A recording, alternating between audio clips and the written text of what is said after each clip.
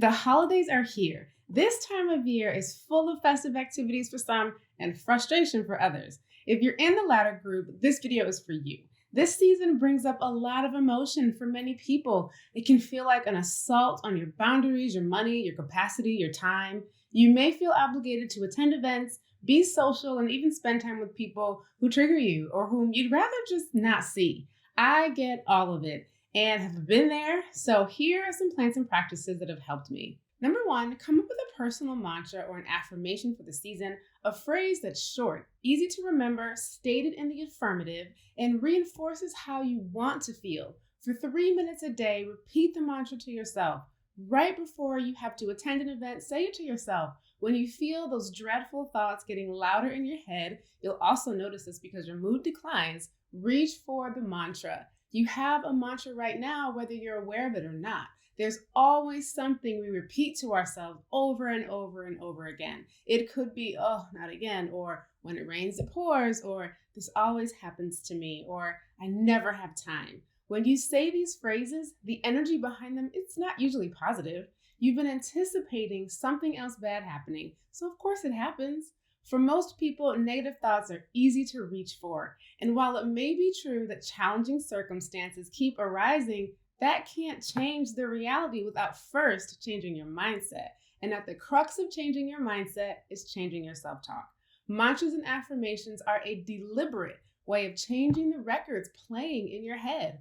Over time and with practice, they help to create new neural pathways and reprogram your mind. Eventually, our mantras and affirmations become the thoughts that are easy to reach for. Number two, find things to be grateful for. Start an intentional gratitude practice in which you write down every day 5 to 10 things that you are grateful for in that day, in that moment. From seeing a butterfly to the change in seasons, to walking to the bathroom, to taking a warm shower and laughing at a television program, eating an apple. Anything that you're grateful for, you're cultivating appreciation and allowing yourself to stay in that zone for a little while.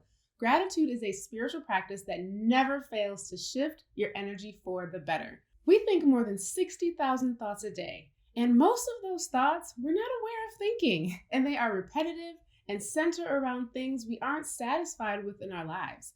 Practicing and cultivating gratitude means that we are being deliberate about what we're thinking about when we're thinking about it, if only for a few minutes in the day. When you're at holiday events, cooking or shopping, anticipating seeing people, choose to think about things that you appreciate. You don't have to think about the people you don't like and reinforce in your mind all of the horrible interactions you've had with them. That's honestly unproductive thinking that only hurts you. You can choose to think about the food you enjoy, simply having a day or two off, buying an item on sale. You can literally choose to think about anything that makes you smile, and it would literally have infinitely more benefit than choosing to think about the negative things you can't change. Number three, putting the final touches on later. So this is an idea that came from our dear friend and student inside Herbal Medicine for the Soul, now herbalist Kelly B. If you experience social anxiety and need a few minutes to ground and settle into a space when you first arrive, then try this tip. If you're bringing a dish that you've cooked or an appetizer or a dessert, leave something about it undone. This way, when you arrive, you can go to the kitchen or another area. You can recenter into yourself while you put the finishing touches on your dish without the onslaught of immediate conversations. Thanks so much, Kelly, for this brilliant advice. Number four, take more baths with herbs and magnesium, especially after an event. Baths, foot soaks, even longer showers, or herbal rinses as your last step can be extremely restorative and rejuvenative. Water is the cleansing element.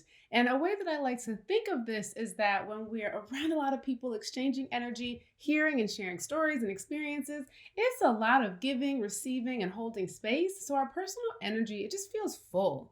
My wife Tammy and I, we talk a lot about just feeling emotionally full, like we're carrying around too many people's energy. I think of the water element though, like through drinking water, through taking baths, or doing herbal rinses or soaks as a way of intentionally inviting in this energy to dilute that fullness and help us return to the purity of our own energy.